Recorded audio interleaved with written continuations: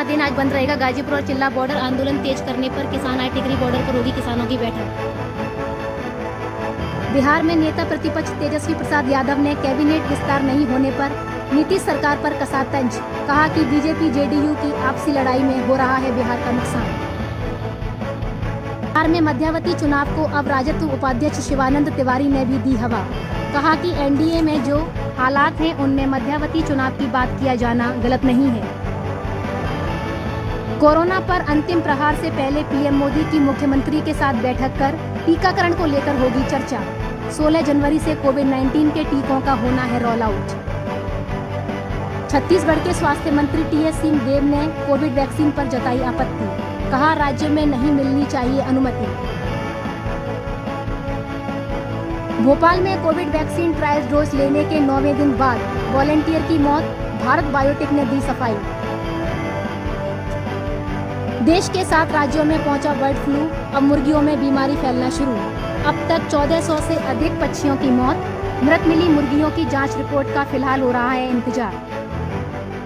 भारतीय सीमा में घुस आए 6 पाकिस्तानी युवकों को बीएसएफ ने किया रिहा। कटीले तार पार करके भारतीय सीमा में हुए थे दाखिल। इन युवकों को छोड़कर भारतीय सेना ने दिया मानवता और नैतिकता का संदेश। गलती से घुस आए थे पाकिस्तानी।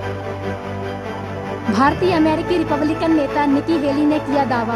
राष्ट्रपति डोनाल्ड ट्रंप के भाषण से संसद भवन पर हमला करने के लिए भड़काने का किया दावा। हेली ने निंदा करते हुए कहा चुनाव के बाद उनके आचरण में के इतिहास में निर्मम व्याख्या होगी।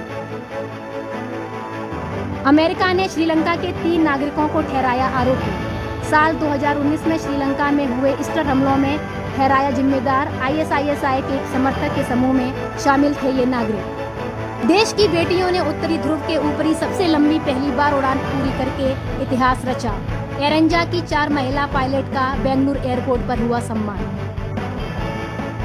बजट का आकार तय करने में रहेगी महामारी की भूमिका। अर्थशास्त्रियों ने माना ऐसी आर्थिक स्थिति पहले कभी नहीं रही। दिल्ली में 13 जनवरी तक कोरोना की वैक्सीन पहुंच जाएगी। यहां पर कई वैक्सीनेट साइट्स बनाई गई। नेपाल के विदेश मंत्री प्रदीप कुमार 14 जनवरी को भारत आएंगे। नए मानचित्र सहित कई मुद्दों पर होगी बात। देश में कोरोना की रफ्तार सामान्य से तेज। 24 घंटे में 18,645 नए मामलों की पुष्टि, 201 लोगों की मौत। पाकिस्तान में ब्लैकआउट के लिए मंत्रियों ने भारत को बताया जिम्मेदार। अभी कई जिले अंधेरे में डूबे। टी में भारत का संघर्ष जारी। ऑस्ट्रेलिया ने दिया जीत के लिए 704 रनों का लक्ष्य। चौथे दिन का खेल समाप्त होने पर भारत ने 2 विकेट पर 98 रन बनाए। कल मैच का अंतिम दिन।